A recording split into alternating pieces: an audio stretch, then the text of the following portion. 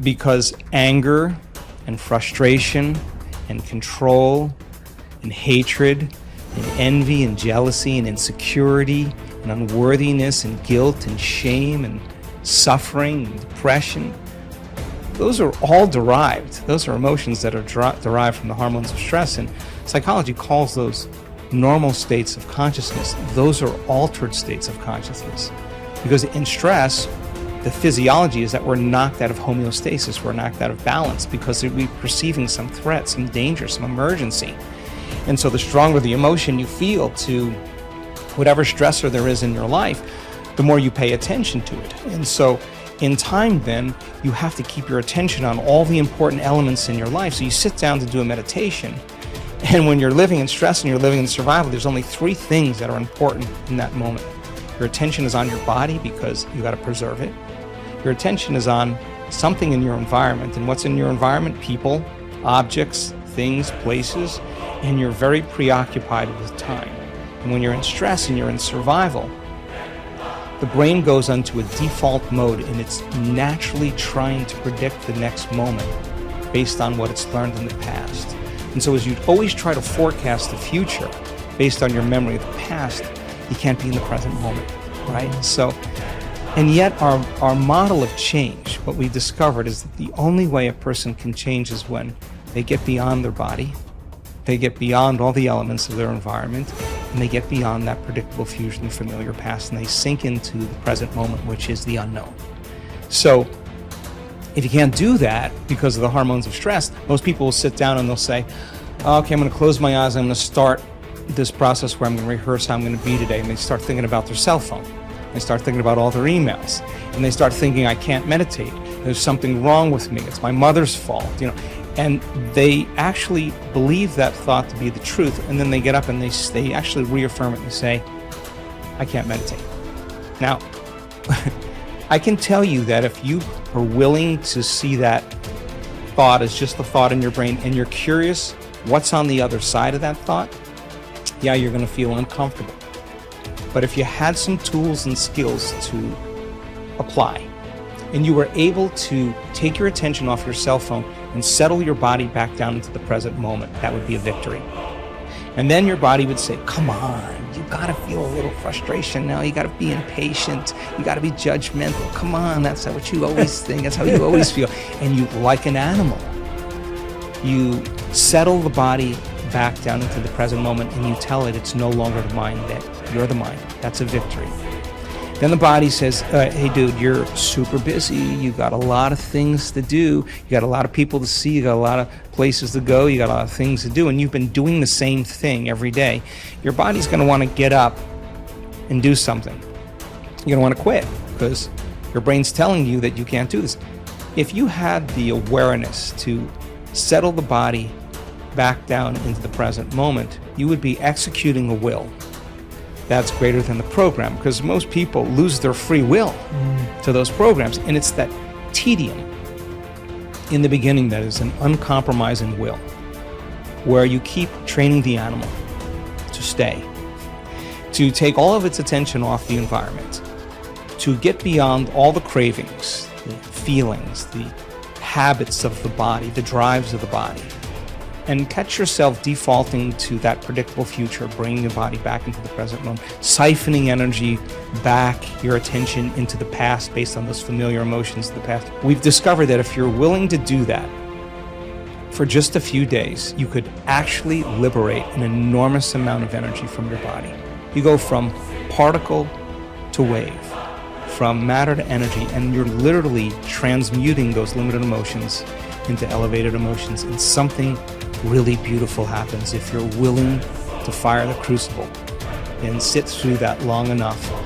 All of these emotions move, that energy moves right up into the heart, and the person starts falling in love with life. They start feeling this state of gratitude, this gratefulness to be alive, this ineffable word of relaxed and awake.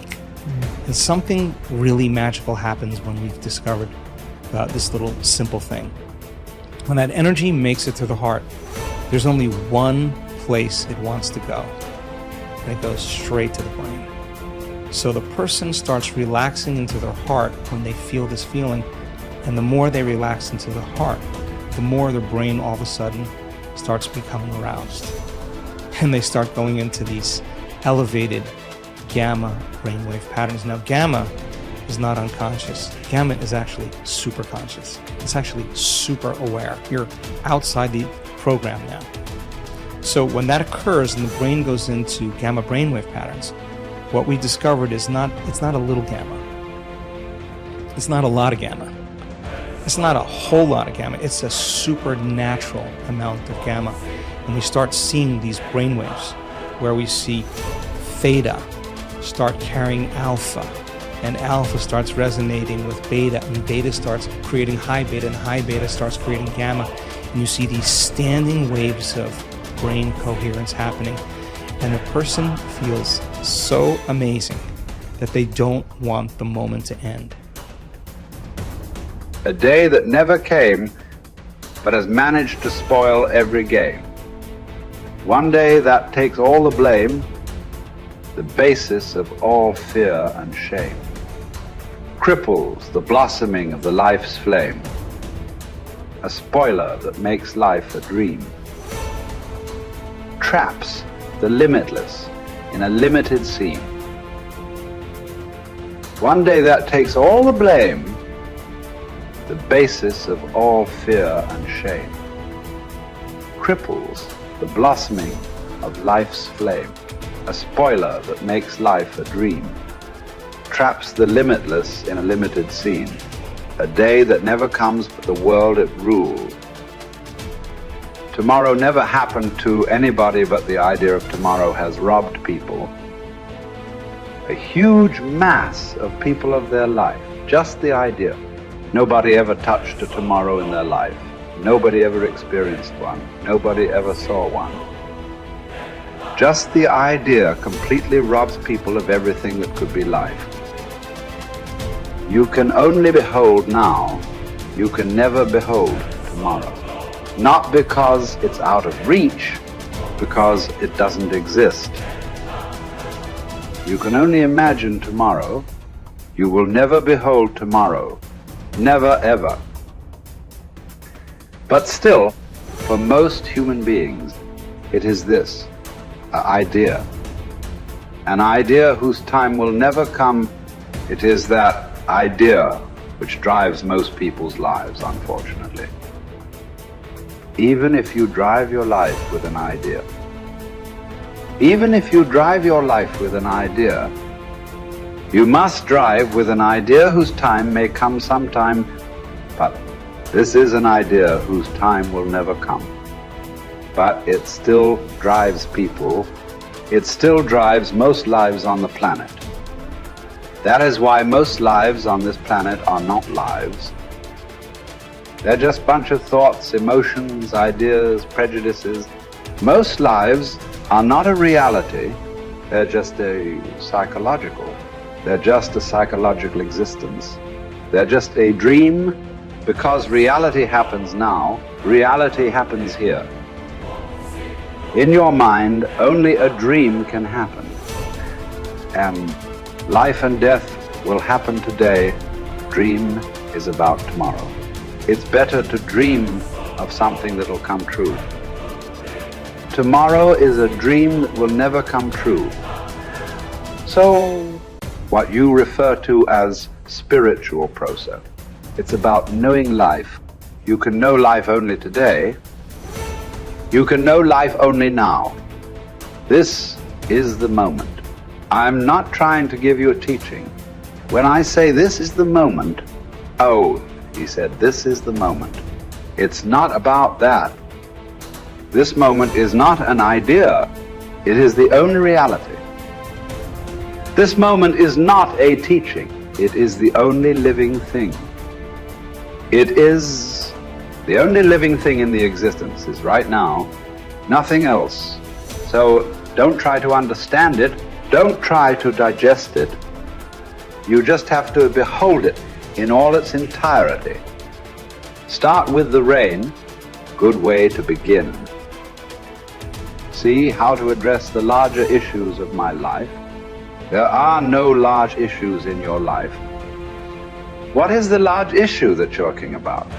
It is just about what job to take, which girl to marry, where to go for vacation, whether to get married or not get married, you know. These are the things, isn't it? These are not large issues. These are little things in your life. Yes.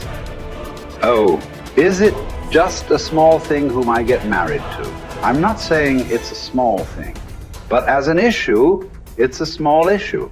Little issue as a consequence to your life. Yes, it has many things. But this is something that human beings have done for millions of years. We have enough experience on these things, isn't it? We know that whatever job we take, whoever we marry, it is just the way we make out of it.